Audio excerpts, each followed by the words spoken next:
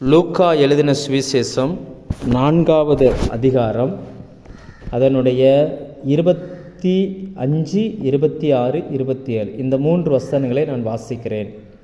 எலியாவின் நாட்களிலே 3 வருஷமும் 6 மாதமும் வானம் அடைப்பட்டு தேசமெங்கும் மிகுந்த பஞ்சம் உண்டாயிருந்தது போது இஸ்ரவேலருக்குள் அநேகம் விதவைகள் இருந்தார்கள். ஆயினும் எலியா சீதோன் நாட்டில் உள்ள சரப்தா ஊரில் இருந்த ஒரு விதவையினிடத்திற்கு அனுப்பப்பட்டானே அல்லாமல் மற்றொருத்தினிடத்திற்கும் அனுப்பப்படவில்லை. அல்லாமலும் எலிசா தீர்க்கதரிசியின் காலத்திலே இஸ்ரவேலருக்குள்ளே அநேகம் குஷ்டரோகிகள் இருந்தார்கள். ஆயினும் சீரிய தேசத்தானாகிய நாகமானே அல்லாமல் அவர்களில் வேறு ஒருவனும் சுத்தமாக்கப்படவில்லை என்று சத்தியத்தின்படியே உங்களுக்கு சொல்லுகிறேன் என்றார். கர்த்தராகிய இயேசு கிறிஸ்து தாம் வளர்ந்த ஊராகிய நாசரேத்தில் பண்ணின ஒரு பிரசங்கம் இது. இந்த வார்த்தையை சொன்ன பொழுது அவர்கள் எல்லாரும் கோபம் அடைந்தார்கள் அப்படின்னு எழுதியிருக்கு. ஆனால் இந்த காலை வேளையில் நான் உங்களோடு கூட அந்த ஒரு விதவை ஒரு நாகமா, ஆண்டவர் எத்தனையோ விதவைகள் அந்த தேசத்தில் இருந்தும் அந்த தேசத்தில் இருக்கிற எந்த விதவையுமே பயன்படுத்தாமல் வேறொரு தேசத்தில் இருந்த, அதாவது சீதோன் என்கிற ஊரில் இருக்கிற சாரிபாத், அதை தான் கிரேக்கில் எழுதும் பொழுது சரப்தான் எழுதியிருக்கிறாங்க.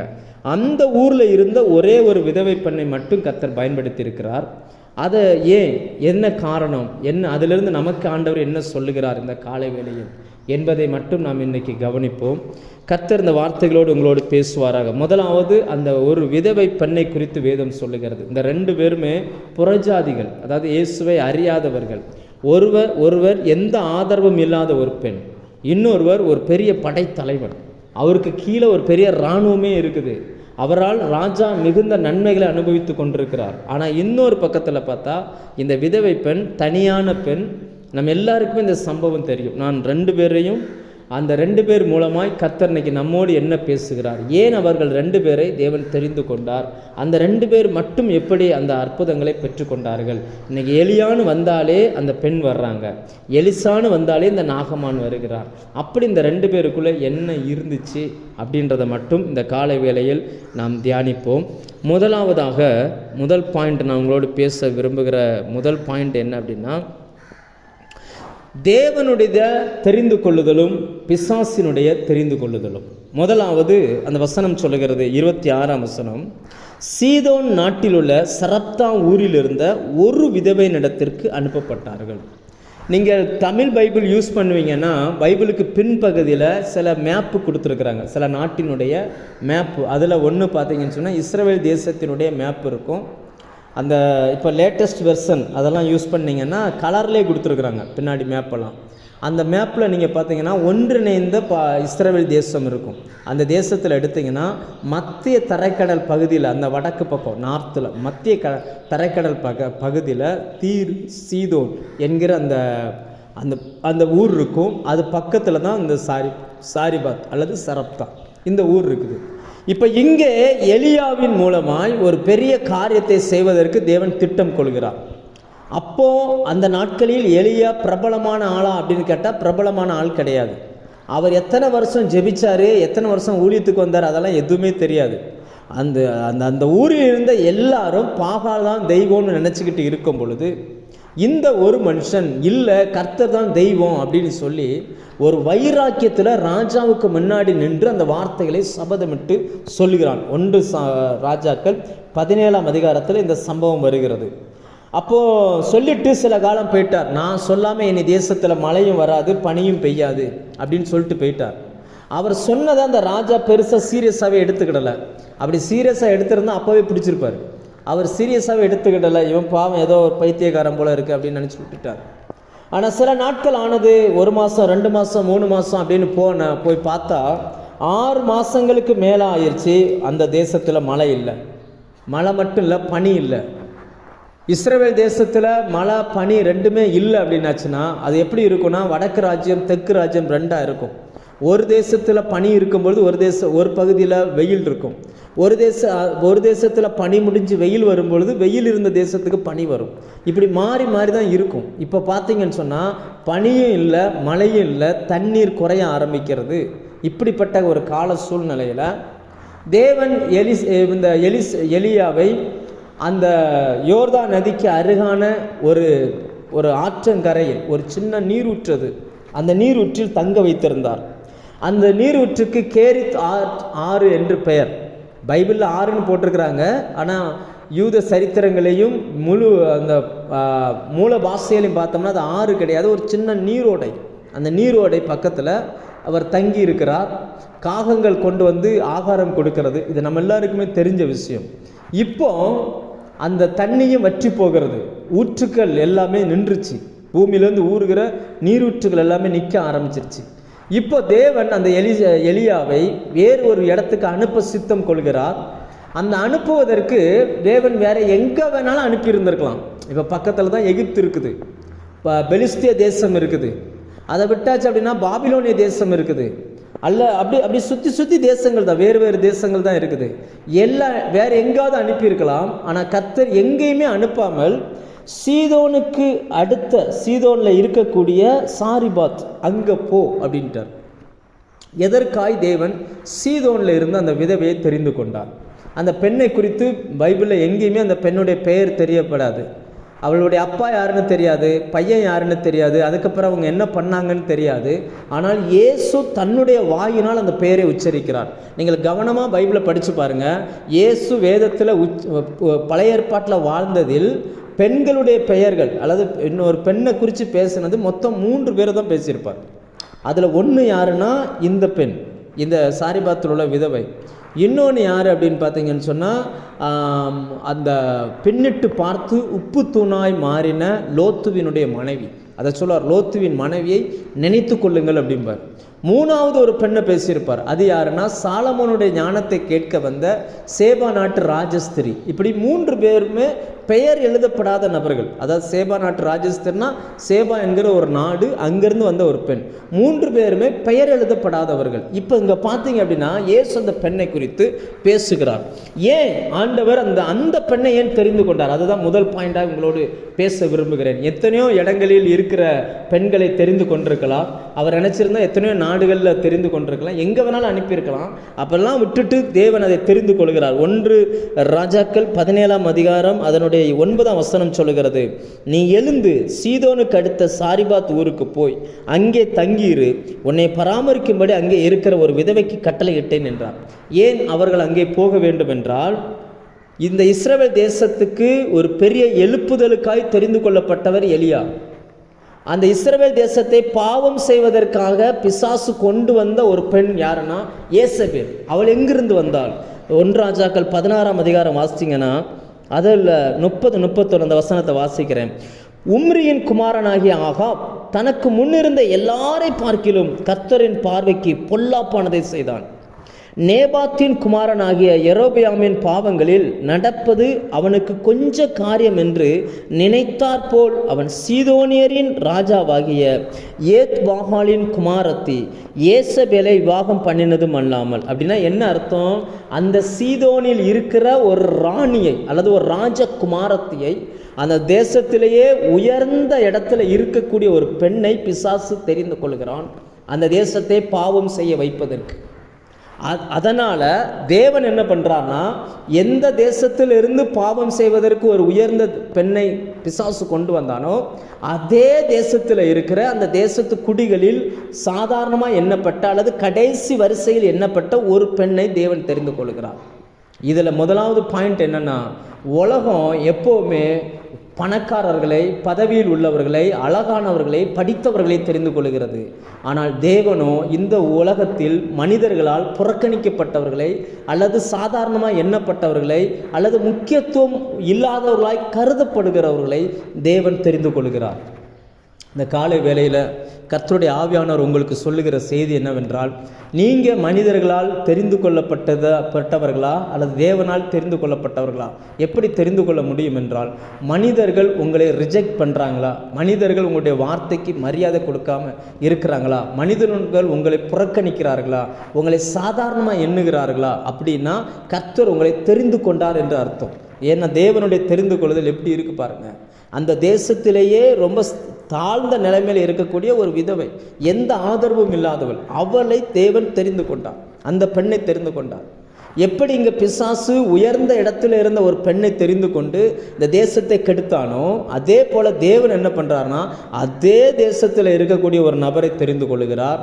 அந்த தேசத்தின் நபர் மூலமாய் அந்த தேசத்துக்கு ஒரு பெரிய எழுப்புதலை செய்யக்கூடிய ஒரு ஊழியக்காரனை பராமரிக்கிற பொறுப்பை அந்த பெண்ணுக்கு கொடுக்குறார். அந்த வசனம் அழகா சொல்லுகிறது பாருங்க. 1 ராஜாக்கள் 17:9, நீ அங்கே தங்கியிரு, உன்னை பராமரிக்கும்படி அங்கே இருக்கிற ஒரு விதவைக்கு கட்டளை இட்டேன் என்றார்.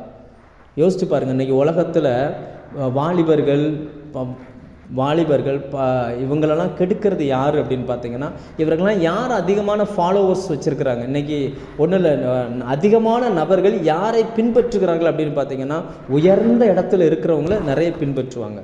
அரசியல்வாதிகள், கிரிக்கெட் பிளேயர்ஸ், நல்ல பாடகர்கள், நல்ல இசை வாசிக்கக்கூடிய, அதாவது நான் சொல்கிறது ஆவிக்குரிய உலகத்தில், பொது உலகத்திலையுமே நிறைய நபர்களை தவறுக்கு விலை பண்ணுவதற்கு யார் காரணமாக இருக்கிறாங்க அப்படின்னு பார்த்தீங்கன்னு சொன்னால் உயர்ந்த இடத்துல இருக்கிறவர்கள். ஆனால் தேவனோ அங்கே இருக்கக்கூடிய சாதாரண மனிதர்களை பயன்படுத்தி ஒரு தேசத்திற்கு ஒரு விடுதலையை கொடுப்பதற்கு தேவன் பயன்படுத்துகிறார். ஏன் இந்த பெண்ணை தெரிந்து கொண்டார் என்றால், எந்த இடத்திலிருந்து இயேசபேல் புறப்பட்டு வந்தாலோ அதே இடத்திலிருந்து ஒரு விதவையை கர்த்தர் தெரிந்து கொண்டார்.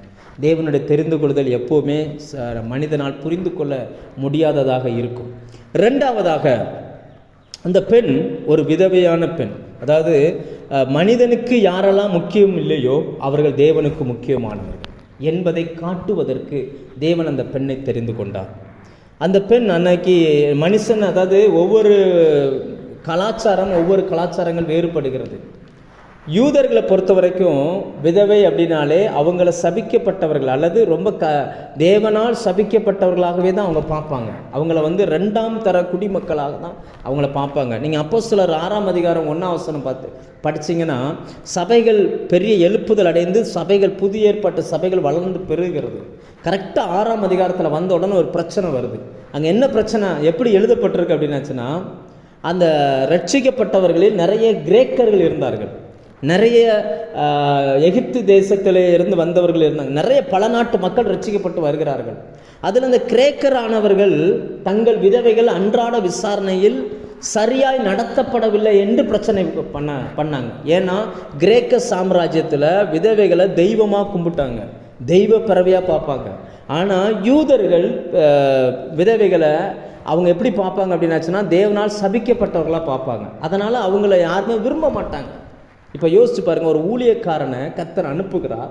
எங்கே அனுப்புகிறார் அப்படின்னா, விரும்பி போகிற ஒரு இடத்துக்கு இல்லை, விரும்ப முடியாத ஒரு இடத்துக்கு கர்த்தர் அனுப்புகிறார். அந்த பெண் ஒரு விதவை பெண். அவங்க பார்த்தீங்கன்னு சொல்லியாச்சுன்னா யாருமே அவ்வளோ சீக்கிரமாக அக்செப்ட் பண்ண மாட்டாங்க. ஆனால் கர்த்தர் சொல்லும் போதே சொல்லி அனுப்புகிறார், அங்கே இருக்கிற ஒரு விதவைக்கு நான் உன்னை பராமரிக்க கட்டளை இட்டிருக்கிறேன் அப்படின்றார். அப்போ தேவன் யாரை தெரிந்து கொள்ளுகிறார் அப்படின்னு பார்த்தீங்கன்னா, மனிதர்கள் யாரை விரும்பாமல் இருக்கிறார்களோ அவர்களை தேவன் தெரிந்து கொள்ளுகிறார். அவர்கள் நீங்கள் நினைக்கலாம், நான் மனுஷனுக்கு முக்கியத்துவம் இல்லை, மனிதர்கள் என்னை ரெஸ்பெக்ட் கொடுக்க மாட்டுறாங்க அப்படின்னு நீங்கள் நினைக்கலாம். ஆனால் கர்த்தர் அப்படிப்பட்ட நபர்களை தான் தெரிந்து கொள்ளுகிறார். அவர்களை கொண்டு பலத்த காரியம் செய்யணும்னு சொல்லி தேவன் திட்டம் கொள்கிறார். தேவன் இந்த எலியாவை எழுப்புதலுக்கு தெரிந்திருக்கிறார்ன்றது அந்த பெண்ணுக்கும் தெரியாது, எலியாவுக்கும் தெரியாது. அந்த நாட்களில் பார்த்தீங்கன்னா, எலியா இன்னைக்கு தான் நமக்கு தெரியும், பைபிளை நம்ம படிச்சிட்டோம், அதனால் நமக்கு தெரியும். ஆனால் அந்த நாட்களில் எலியா 18ஆம் அதிகாரத்தில் கர்மேல் பர்வதத்திலேருந்து ஒரு பலத்த காரியத்தை செய்ய போகிறார்ன்றதெல்லாம் தெரியாது. ஆண்டவர் சொல்லவே இல்லை. மழை பெய்யாமல் போய் 6 மாதம் ஆயிடுச்சு. 6 மாதமாக எங்கும் மழை இல்லை. இஸ்ரவேல் தேசத்தில் மட்டும் இல்லை, உலகம் முழுக்க மழை கிடையாது. நீங்கள் யாக்கோபு 5ஆம் அதிகாரம் 17ஆம் வசனம் எடுத்து படித்து பாருங்கள். அங்கே வசனம் சொல்லுகிறது, பூமியின் மேல் மழை பெய்யவில்லை அப்படின்னு போட்டிருக்கும். பூமி மேலே ஒரு சொட்டு தண்ணி விழலை, வானத்தில் இருந்து ஒரு சொட்டு தண்ணி விழலை, பனி பெய்யலை. ஏன் அப்படின்னாச்சுன்னா, கர்த்தருடைய ஊழியக்காரனுடைய வார்த்தையை அவர் அவ்வளவாய் கனம் பண்ணுகிறார். மனிதர்கள் மத்தியில் முக்கியமான நபர்களாய் நாம் இல்லாமல் போகலாம். நல்லா புரிஞ்சுக்கோங்க, இங்கே நீங்கள் அறியப்படாமல் இருக்கலாம், ஆனால் பரலோகத்தால் அறியப்பட்டவர்களாய் நீங்கள் இருப்பீர்கள். இங்கே நம்மளை விசாரிப்பதற்கும் விரும்புவதற்கும் நம்முடைய பெயர்களை சொல்வதற்கும் ஆட்கள் இல்லாமல் போகலாம். ஏன் ஆண்டவர் அந்த சபையில் அந்த பேரை சொன்னார்? இயேசு வளர்ந்த அந்த ஊரில் அந்த பெண்ணினுடைய குறித்து ஏன் பேசினார்னா, அவங்கெல்லாம் எலியாவை பெருசாக பேசிக்கிட்டு இருந்தாங்க. எலியா தீர்க்கதரிசிகளுக்கு ஒரு முக்கியத்துவம் வாய்ந்த நபர், பிரதிநிதித்துவப்படுத்தப்பட்ட மனிதர். அதாவது எப்படி சொல்லுவாங்கன்னா, மோசையும் தீர்க்கதரிசிகளும் அப்படின்னு வரும். அப்படின்னா ஆகமங்களுக்கு மோசையும் தீர்க்கதரிசிகளுக்கு எலியாவும்.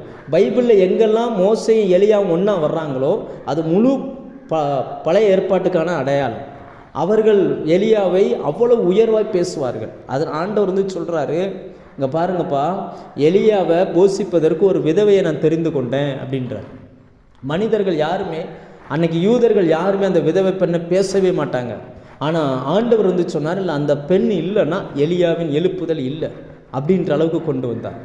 இன்னைக்கு கர்த்தரால் அனுப்பப்பட்ட தேவனுடைய ஊழியர்களை ஏற்றுக்கொள்ளுகிற அந்த இடத்துல இருக்கிற நபர்கள் எப்படிப்பட்டவர்கள்?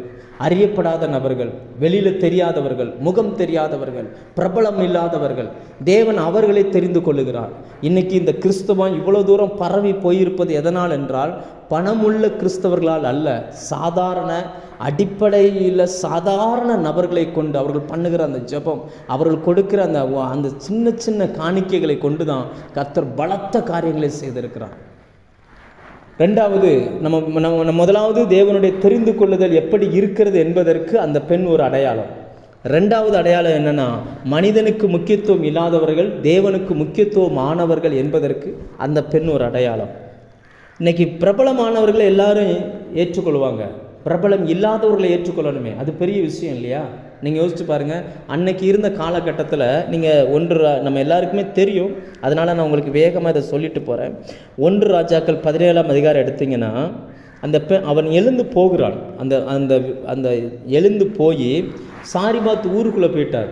இப்போ சாரிபாத் ஊருக்குள்ளே போன உடனே அந்த ஒவ்வொரு நாட்டுக்கும் ஒவ்வொரு பாஷை இருக்குது.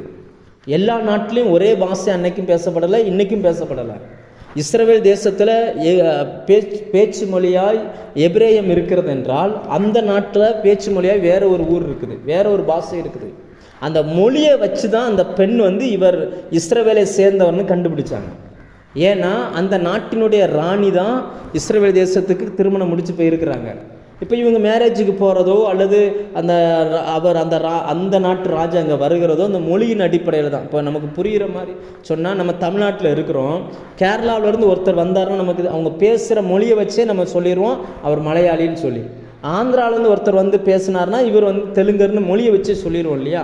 அப்படி தான் இந்த பெண் அவங்களை சரியாய் கண்டுபிடித்தாங்க. கர்த்தர் அந்த பெண்ணை தெரிந்து கொண்டதுக்கு 2 காரணங்களை நம்ம பார்த்தோம். ஒன்று பார்த்தீங்கன்னு சொன்னால், பிசாசு எங்கிருந்து அழிப்பதற்கு தெரிந்து கொள்கிறானோ தேவன் அங்கிருந்து தான் ரட்சிப்பதற்கான நபர்களை தேவன் தெரிந்து கொள்கிறார்.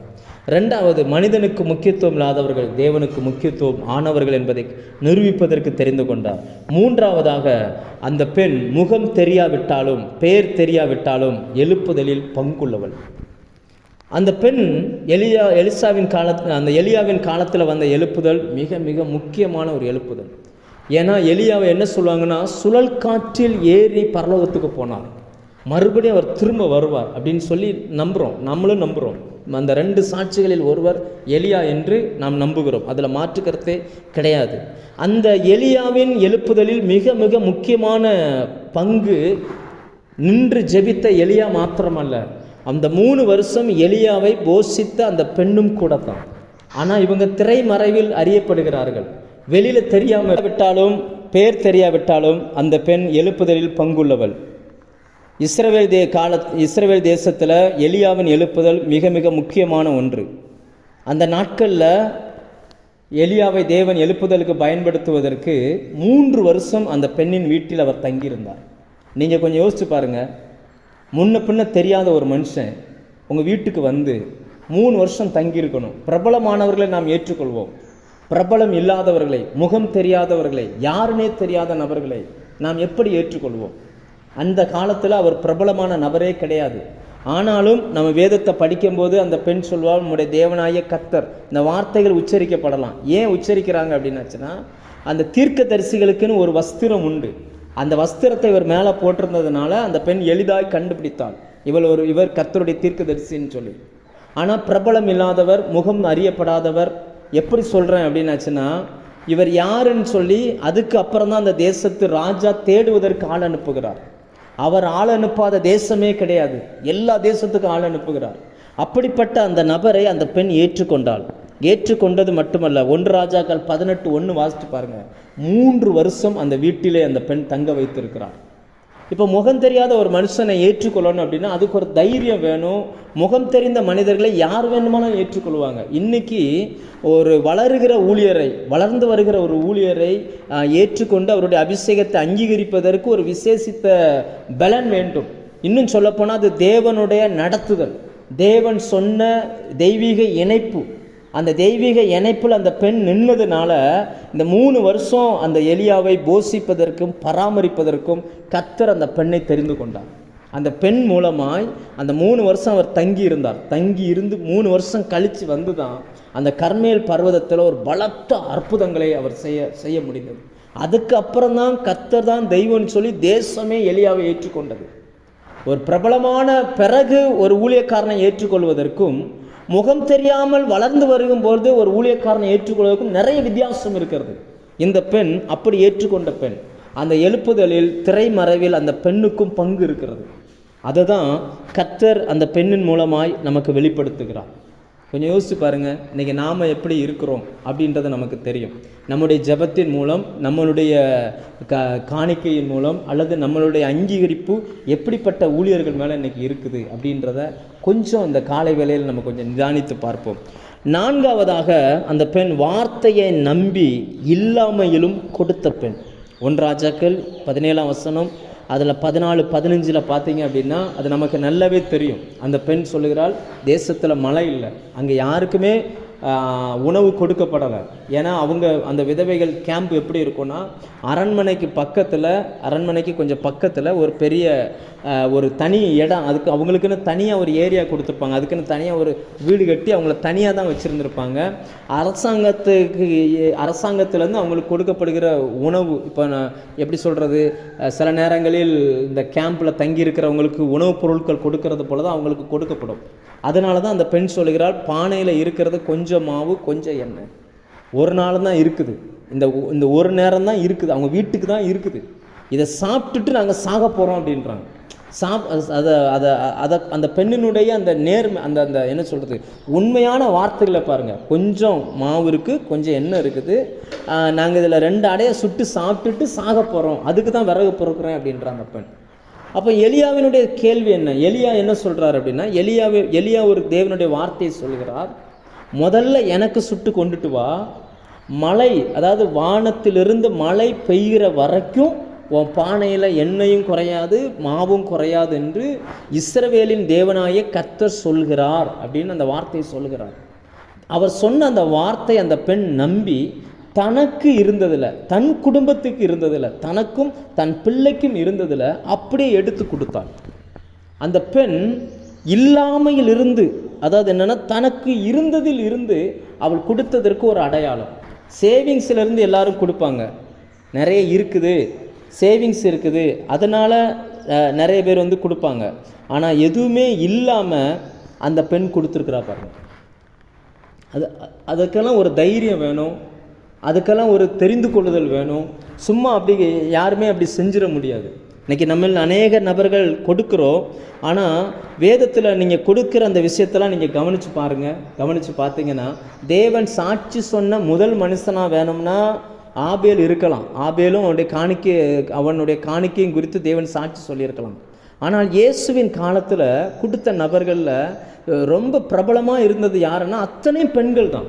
அது ரொம்ப ஆச்சரியம் என்னென்னா, சில நேரங்களில் கேட்பாங்க, பாஸ்டர் ஊழியம் கர்த்தருடைய தானே, கர்த்தர் தானே ஊழியக்காரங்களை அழைச்சிருக்கிறாரு, கர்த்தர் தானே ஊழியத்துக்கு பயன்படுத்தணும், அப்புறம் ஏன் மனிதர்கள் மூலமாக காணிக்க வாங்கணும், ஏன் மனுஷங்கிட்ட இருந்து வாங்கி அந்த ஊழியத்தை நீங்கள் செய்யணும் அப்படின்னு சில கேள்விகள் வந்துச்சுன்னா, தேவன் வைத்திருக்கிற அந்த பேட்டர்ன் என்ன தெரியுமா, அந்த சிஸ்டம் என்னன்னா, தேவனே மனிதனாக இறங்கி வந்தாலும் கூட மனிதனுடைய பங்களிப்பு அதில் இருந்தால் தான் அந்த ஊழியம் மகிமை உள்ளதாய் மாறும். நீங்கள் வேதத்தில் கவனமாக எடுத்து வாசித்து பாருங்கள். லூக்கா 8ஆம் அதிகாரம் 2ஆம் வசனம் 3ஆம் வசனம், அங்கே சில பெண்களுடைய பெயர் எழுதப்பட்டிருக்கு. இவர்களெல்லாம் யாருன்னா, தங்கள் ஆஸ்திகளால் அவருக்கு ஊழியம் செய்து வந்தவர்கள். அதாவது என்னென்னா, அவரோடு கூட இருப்பதற்கும் பிரசங்கம் பண்ணுவதற்கும் பிசாசுகளை துரத்துவதற்கும் 12 நபரை செலக்ட் பண்ணி வச்சுருந்தார். அவர்கள் தெரிந்து கொள்ளப்பட்டது எவ்வளவு உண்மையோ அவ்வளவு உண்மை தேவன் சில பெண்களையும் தெரிந்து கொண்டு வைத்திருந்தார். அவர்கள் என்ன பண்ணாங்கன்னா, தங்கள் ஆஸ்திகளால் அவருக்கு ஊழியம் செய்து வந்தார்கள். தங்களுடைய உழைப்பினால், தங்களுடைய பணத்தினால் அவருக்கு ஊழியம் செய்து கொண்டு வந்தார்கள். இதில் நல்லா புரிஞ்சுக்கோங்க, எத்தனையோ பணக்காரர்கள் இருந்திருக்கக்கூடும். பிசாசு பாருங்கள், அரண்மனையில் இருந்தவங்கள பயன்படுத்துகிறான். ஆனால் தேவன் பாருங்கள், சாதாரண ஒரு ஆளை பயன்படுத்துகிறான்.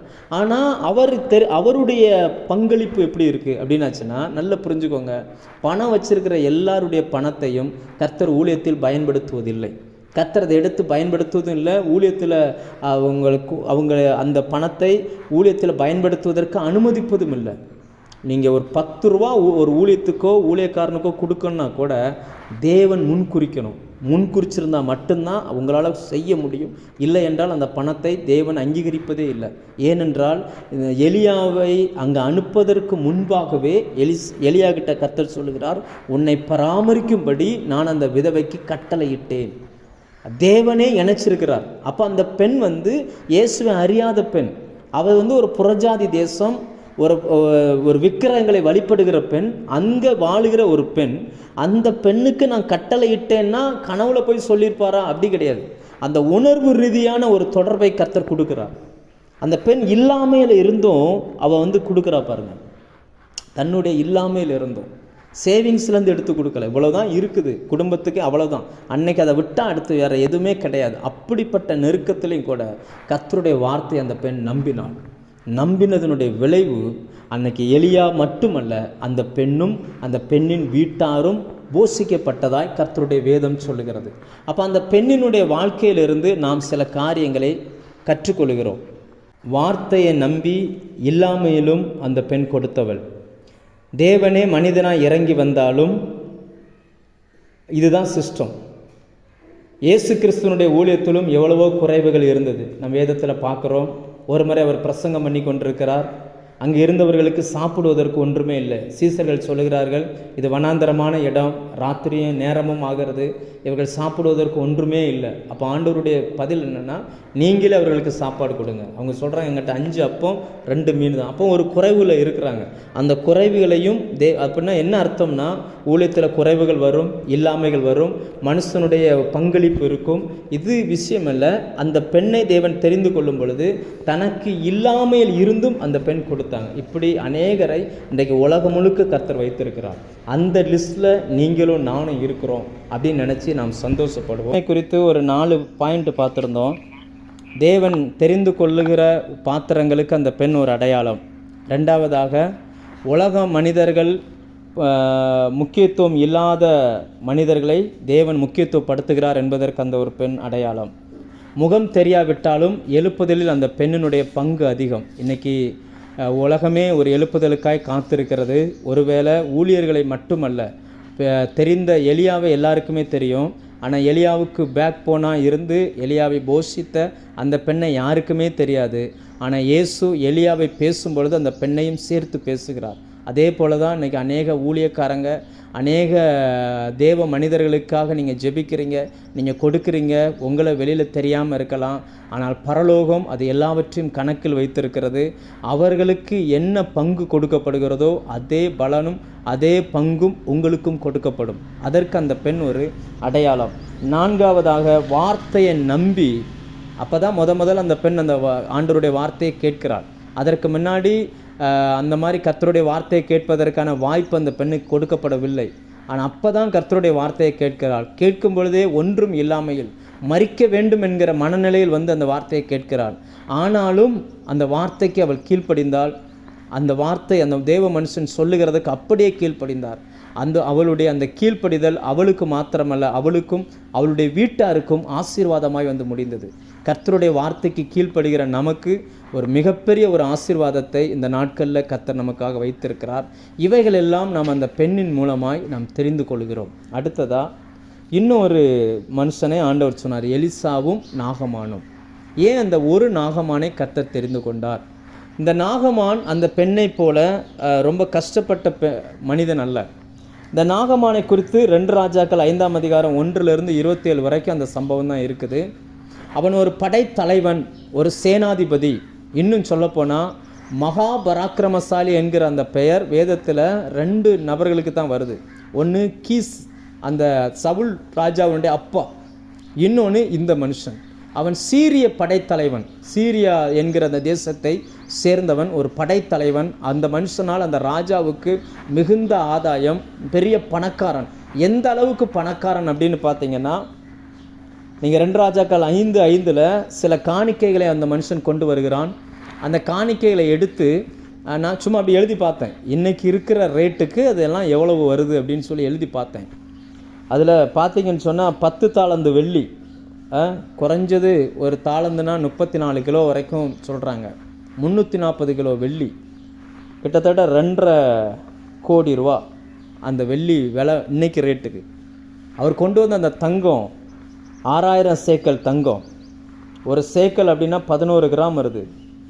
அப்போ எவ்வளவு வருது அப்படின்னு பார்த்தீங்கன்னு சொன்னால் அதனுடைய விலை மட்டுமே இன்னைக்கு தமிழ்நாட்டில் மதுரை ரேட் என்னென்னா 5830 ரூபா ஒரு கிராம்.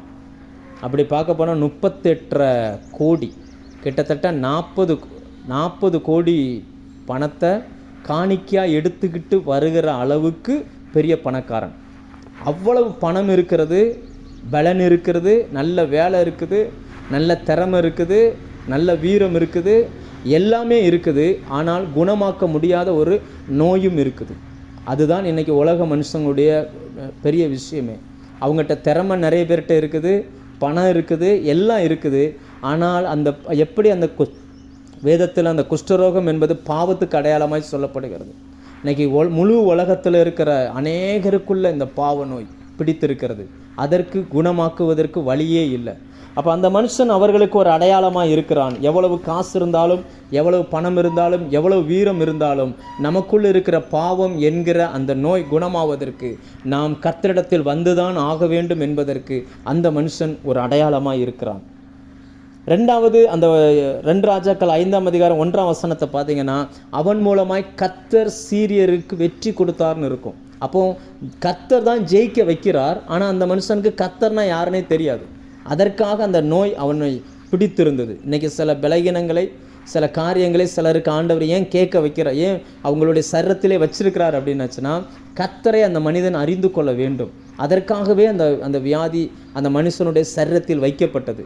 இன்றைக்கி நாங்கள் இயேசு கிறிஸ்துவை ஏற்றுக்கொண்டோம் அப்படின்னா, என் தம்பிக்கு ஒரு தீராத வியாதியை கர்த்தர் வைத்தார். அந்த தீராத வியாதி அதிலிருந்து குணமாகிறதுக்கான வாய்ப்பே இல்லாமல் இருந்துச்சு. மருத்துவமனையில் அதுக்கு மருந்து கிடையாது, மருத்துவமனையில் கண்டுபிடிக்கவும் முடியாது.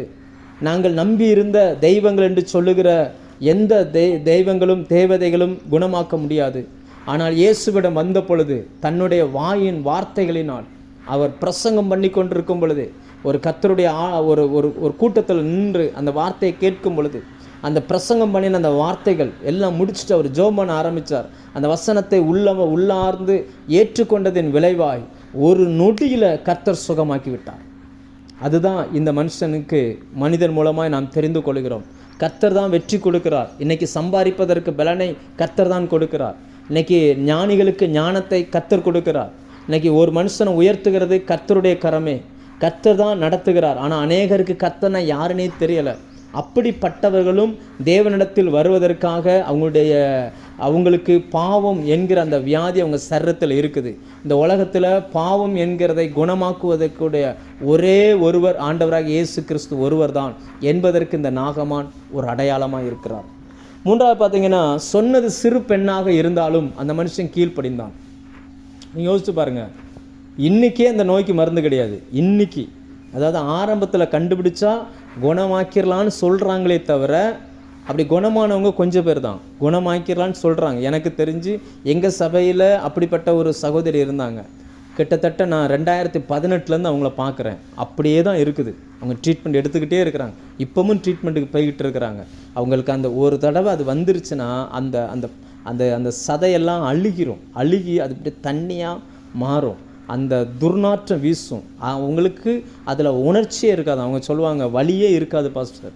இப்போ போன 2 வாரத்துக்கு முன்னாடி அந்த பெருவிரலுக்கும் அந்த அடி பாதத்துக்கும் இடையில அவங்களுக்கு அந்த புண்ணு, அந்த எலும்பே அரிச்சிருச்சு. அந்த எலும்பே கட் பண்ணி எடுத்துட்டு அந்த புண்ணு மூடலைன்றதுக்காக ஊசியை வச்சு நல்லா இழுத்து தச்சுட்டாங்க.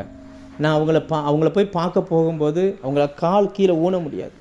அப்போ நான் அவங்ககிட்ட கேட்டேன், இது பண்ணும் பொழுது உங்களுக்கு மயக்க மருந்து போட்டிருந்தாங்களா, மயக்க ஊசி போட்டிருந்தாங்களா, உங்களுக்கு வலிக்கலையா அப்படின்னு. அப்போ அவங்க சொன்னாங்க, எனக்கு மயக்க ஊசி எதுவுமே போடலை, அப்படி மயக்க மருந்து இல்லாமலே தான் இந்த காரியத்தை பண்ணாங்க. அப்போது உங்களுக்கு வலிக்கலையா அப்படின்னு. அப்போ அவங்க சொன்னாங்க, உங்களுக்கு 100% வலி வரும்னா எங்களுக்கு அதில் 15% தான் இருக்கும், எங்களுக்கு அந்த இடத்துல எனக்கு அதில் தெரியவே இல்லை அப்படின்ட்டாங்க. இப்படிப்பட்ட ஒரு ஒரு ஒரு வியாதிக்கு மருந்தே இல்லைன்னு தெரிஞ்சிருந்தும் அவர் பிடித்து கொண்டு போன ஒரு அடிமை பெண், அவர் அங்கேருந்து ஒரு டீம் வந்து ஏற்கனவே யுத்தம் பண்ணி கொஞ்சம் பேரை பிடிச்சிட்டு போயிருக்காங்க. அதில் போன ஒரு அடிமை பெண், ஒரு சிறு பெண், அந்த பெண் சொன்னதை கேட்டு அந்த மனுஷன் உடனே கீழ்ப்படிஞ்சு வந்துட்டார் பாருங்க. அப்போ அந்த நாகமான் எதற்கு அடையாளமாக இருக்கிறான் என்றால், சொல்லுகிறது யார் என்று அந்த மனுஷன் அவங்களுடைய தகுதியோ திறமையோ பார்க்கல. ஒரு அடிமை தானே, இவங்க சொல்லி நம்ம போகணுமா அப்படின்னு நினைக்கல. எனக்கு சுகம் வேண்டும் அப்படின்னு சொல்லி அவங்க சொன்ன உடனே அதுக்கு உடனே கீழ்ப்படுகிறான். கீழ்ப்படிந்து அந்த தேசத்தை விட்டு வருகிறான். இன்றைக்கி இந்த கீழ்ப்படிதல் தான் தேவ பிள்ளைகளுக்கு ரொம்ப அவசியமாக இருக்குது. அதாவது இன்றைக்கி தேவை ஒரு பிரசங்கமாக கீழ்ப்படிதலான்னு கேட்டால் பிரசங்கம் அல்ல, கீழ்ப்படிதல் தான் அவசியம். ஏன்னா ஏற்கனவே பண்ணின எல்லா பிரசங்கத்துக்கும் நம்ம கீழ்ப்படிஞ்சிருந்தோம்னா எழுப்புதல் என்றைக்கோ வந்திருக்கும். இன்றைக்கி அந்த நாகமான் மூலமாய் அந்த கீழ்ப்படிதலை நாம் கற்றுக்கொள்கிறோம். அடுத்ததாக 4ஆவதாக 2 ராஜாக்கள் 5ஆம் அதிகாரம் 11ஆம் வசனத்தில் அந்த நாகமான் இன்றைக்கி இருக்கக்கூடிய விசுவாசிகள் வைத்திருக்கிற தப்பான எண்ணங்களை வெளிப்படுத்துகிற மனுஷன்.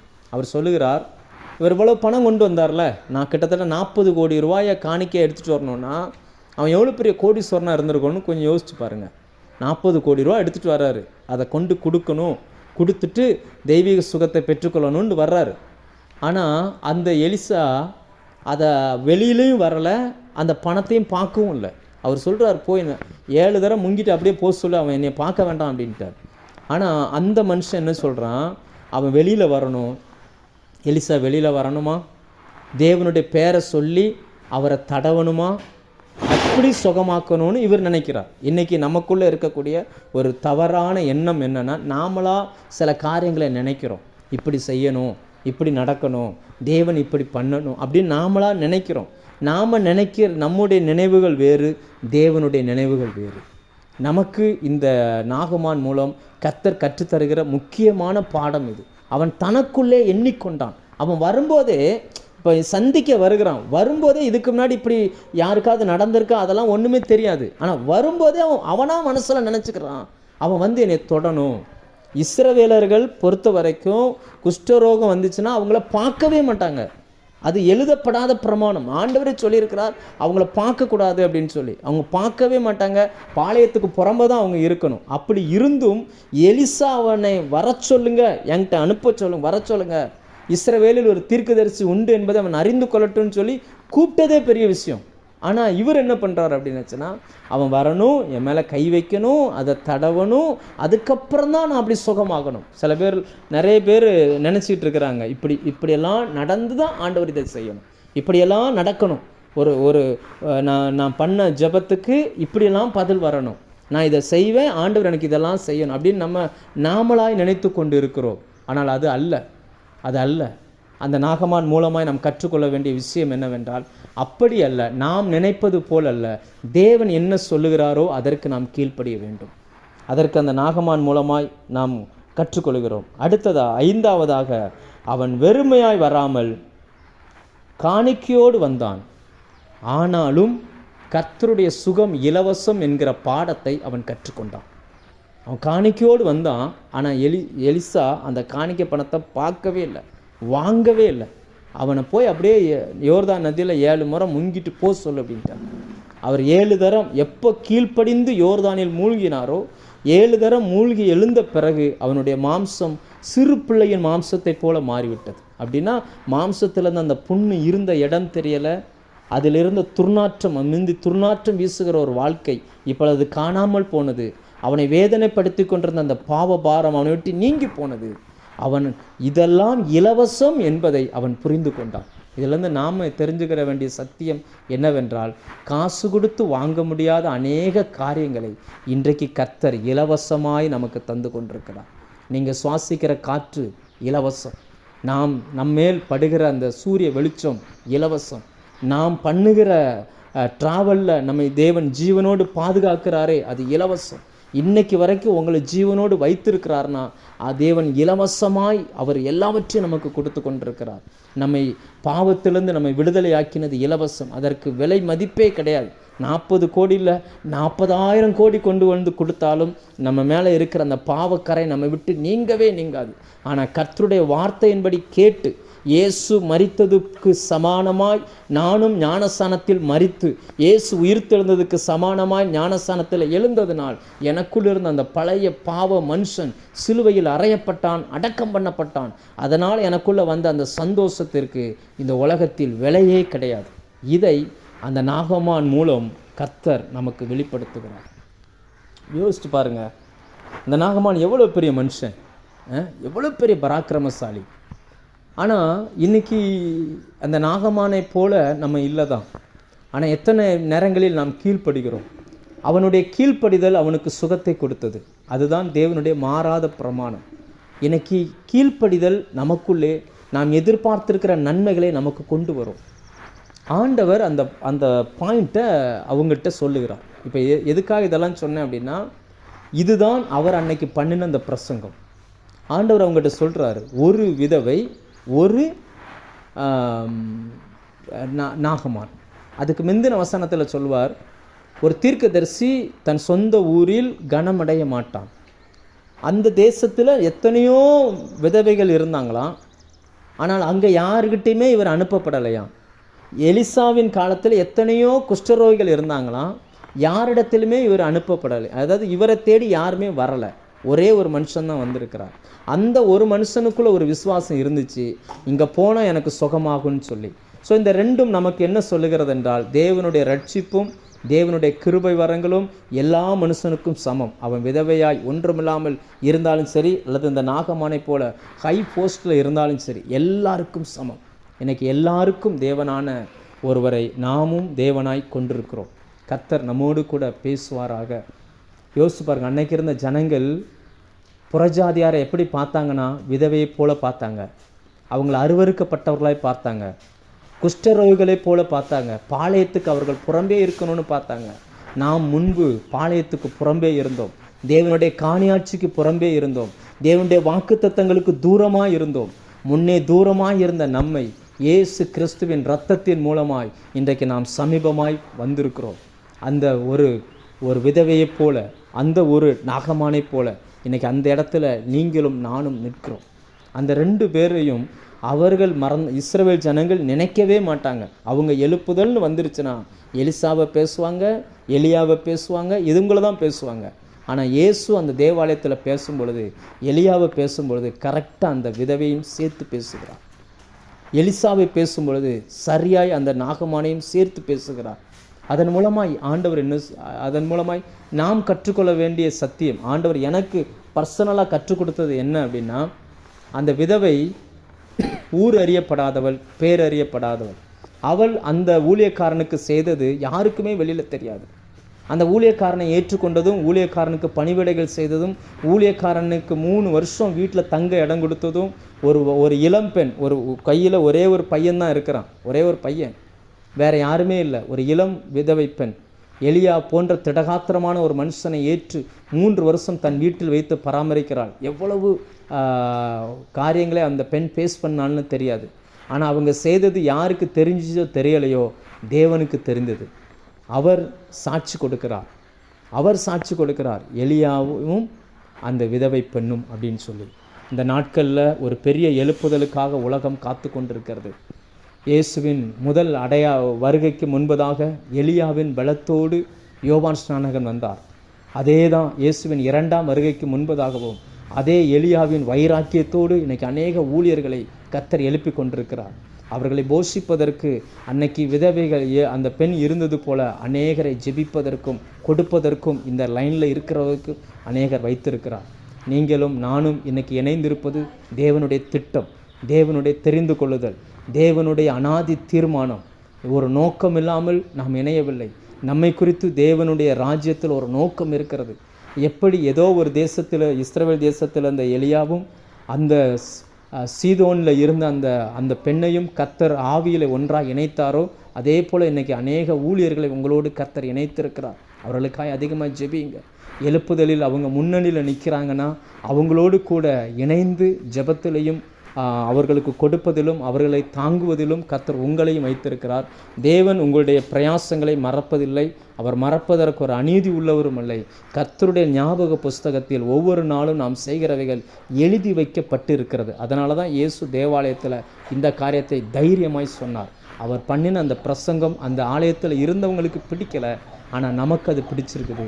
அந்த இடம்தான் இயேசு நமக்காய் அடிப்பட்ட முதல் இடம். நீங்கள் வேதத்தில் போய் நன்றாய் படித்து பாருங்கள். இயேசு அன்னைக்கு நம்மளே நினைக்காமல் இருந்திருப்பாரே, ஆனால் தேவாலயத்தில் அவருக்கு நல்ல பேர் கிடைச்சிருக்கும். நம்மளையும் சேர்த்து சொன்னதுனால அந்த தேவாலயத்திலிருந்து அவரை புறம்பே தள்ளி கொண்டு போனார்கள். செங்குத்தான ஒரு இடத்திலிருந்து அவரை தலைகீழாய் தள்ளி கொள்ள வேண்டும் என்று நினைத்தார்கள். ஆனால் இயேசு அவர்களுக்கு மறைந்து போனார். உங்களுக்காய் எனக்காய் அடிப்பட்ட முதல் இடம் அவர் வளர்ந்த ஊராகி அந்த நாசரேத் ஊர் தேவாலயம். அங்கே அவர் நம்மை மனதில் வைத்து தான் இந்த வார்த்தைகளை அவர் பிரசங்கித்தார். இந்த வார்த்தைகள் உங்களுக்கு ஆசீர்வாதமாக இருந்திருக்கும் என்று நான் நினைக்கிறேன்.